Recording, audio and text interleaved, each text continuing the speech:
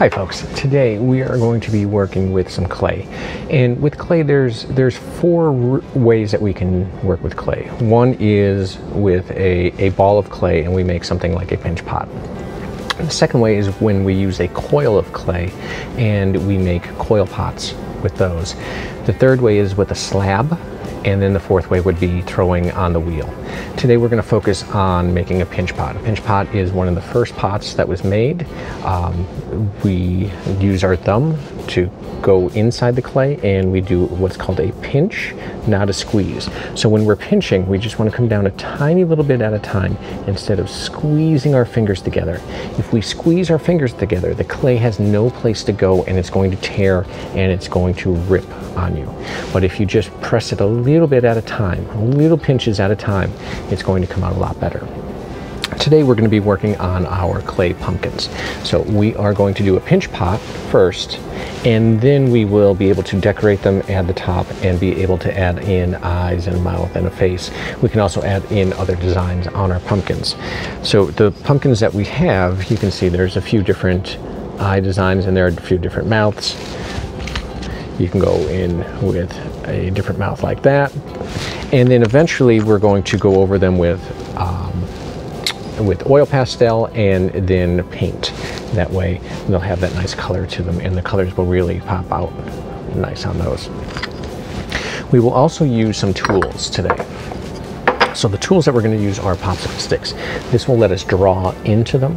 What we don't want to do though is we don't want to punch the popsicle sticks all the way through or break them off inside, because then that's going to be in there when they get fired. So let me get my clay ready and I will show you what to do. Let me just move this camera. Okay, so we want to start with a ball. So the first thing we want to do, if our clay is lumpy and bumpy, or even if it's like a square, what we want to do is we want to round this out. And the way that we do that is with roll, roll, roll. So the first thing we're going to do is roll, roll, roll. We put our hands together, we make a C shape with our hands, and then we are just going to roll, roll, roll into a circle. Now we don't want to press down because then we have a pancake.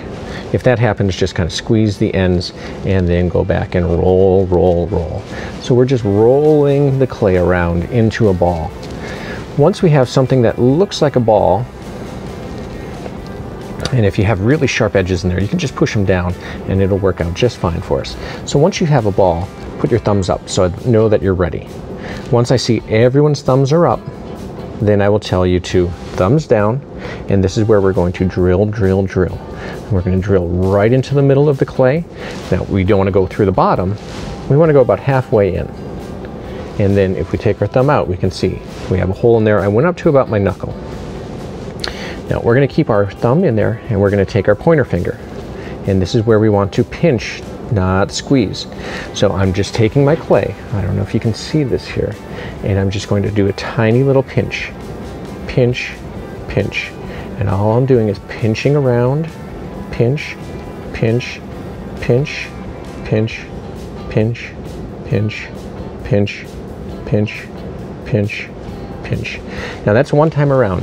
What you'll notice is the inside gets bigger, the outside gets smoother. This is very important. This is how a pinch pot is made. And we can do that again.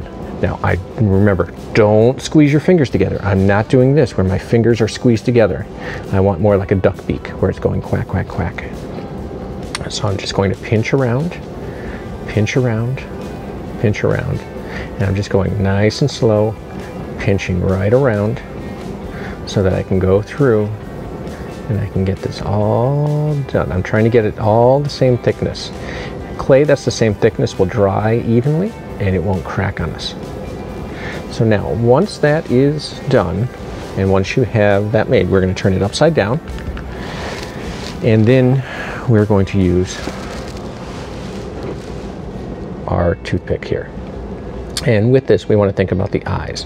So I'm going to start off with my eyes. I'm going to do some rounded eyes here, and then I'll do some rounded eyes here. And maybe I'll do one eye looking up. And maybe I'll do one eye looking down. And then I'm going to start drawing the mouth. So I think he's going to have a happy smile on there. So we're going to do a little happy smile there, and then I'm going to do some teeth all the way through. So now I have his eyes in there. I have his mouth in there. If I want to do a nose, I can just take that and push in a little bit so that it looks like a nose. And then I'm going to draw some lines on my pumpkin so that I have those lines kind of coming down. Now remember, I'm trying not to push all the way through. So when I'm drawing, I'm just going nice and light. I'm trying to space them out evenly all the way around.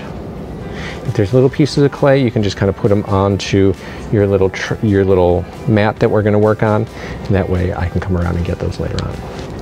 Now the last thing that we have to do is we have to put the top on the pumpkin. So if we take some of this clay that's here, we can just pull that up into a stem. Now unfortunately, if we have that really teeny tiny and we leave it like this, it's going to break off. It will break off when it's being fired. So instead of keeping it really teeny tiny, what we like to do is we like to curl it under and have it touch. It still looks like a stem, but now it's much stronger because it's being held up by the other piece of clay. And then I can just bring the rest of my lines up, rest of my lines up, rest of my lines up. So I'm just going to go around making the rest of my lines. Once we have the lines in there, then what I'll do is I'll come around and I will take your pumpkin from you once we have everything made the way that we want it.